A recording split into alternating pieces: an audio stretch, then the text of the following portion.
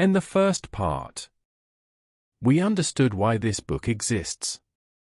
In this part, we enter the concentration camps themselves. Not theories, not lessons, just daily life as it actually happened. Frankl does not exaggerate. He does not dramatize. He simply describes what he saw. Frankl begins with arrest. People were taken suddenly, often without warning.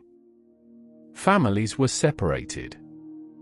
Personal belongings were taken. Prisoners were put into trains. Not normal trains. Cattle wagons.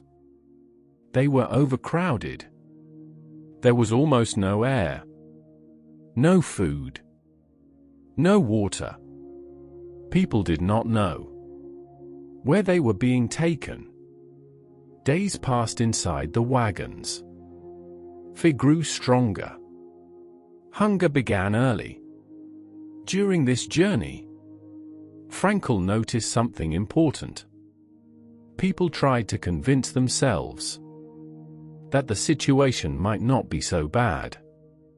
Someone would say, "Maybe we are going to a labor camp." Someone else would say, "Maybe we will survive this." Frankl calls this the delusion of reprieve. The mind creates hope when reality becomes unbearable. When prisoners arrived at the camps, they entered what Frankl calls the shock phase. Shock did not mean panic. It meant emotional numbness. People saw violence immediately. Beatings, executions, dead bodies. Yet many prisoners felt strangely calm. This was not courage.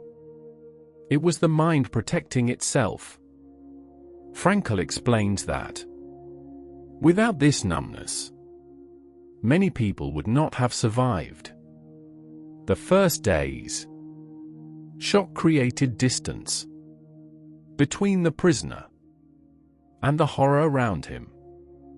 Very quickly, everything personal was taken away. Hair was shaved. Clothes were removed. Names were replaced by numbers. A person was no longer a doctor, a teacher, or a parent. They became a number.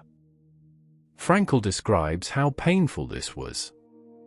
Not because of vanity, but because identity gives meaning. Guards treated prisoners as objects. Over time, many prisoners began to see themselves the same way. When a person is treated as nothing, they slowly begin to feel like nothing.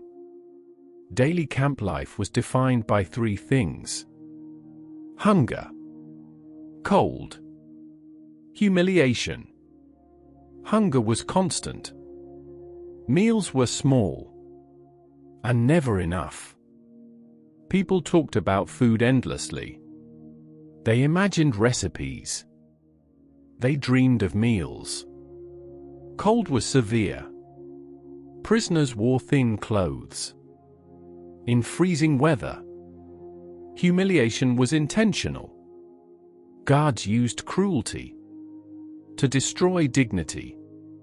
Frankl explains that suffering was not accidental. It was organized.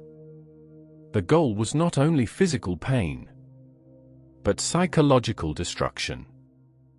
Frankl carefully observed how prisoners reacted mentally. At first, there was shock. Later, many entered a state of apathy. Apathy meant emotional numbness. People stopped reacting to suffering. This was not weakness. It was a survival response. When suffering becomes endless, feeling less becomes protection. Some prisoners became indifferent. Some became harsh. Frankl notes something important.